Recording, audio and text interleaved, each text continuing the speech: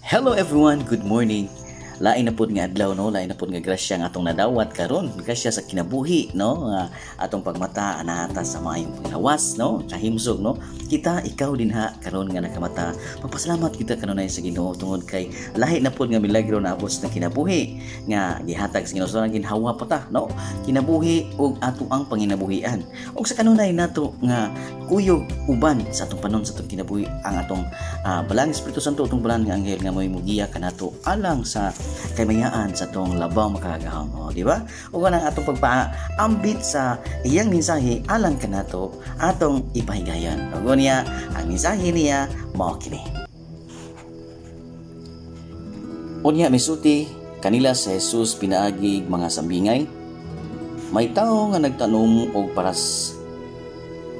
Gikural niya kini og nagkalot siya lungag alang sa pagpug-anan sa ubas ug nagtukod siyang usa ka bantayan. Unya iyang gipasaupan ang parasan ug milangyaw siya. Sa pag-abot na sa tingpamupo sa mga ubas, nagsugo siya usa ka ulipon ngadto sa mga saop aron pagkuha sa iyang bahin. Apan gibunlot sa mga saop ang ulipon, gibunalan nila og gipapauli nga walay dala.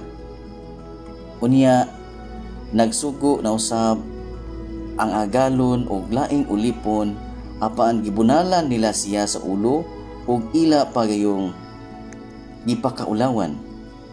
Nagsugo pagayod ang agalon og laing ulipon ug gipatay nila siya. Daghan pang ilang gibuhatan sa ingon. Ang uban gibunalan ug ang uban gipatay. Ang wala lamang niya ikapadala mao ang iyang pinalanggang anak nga lalaki. Sa katapusan, iya nagayong gipadala ang iyang anak ngadto sa mga saop. Mingon siya, tahuron gayud nila ang akong anak.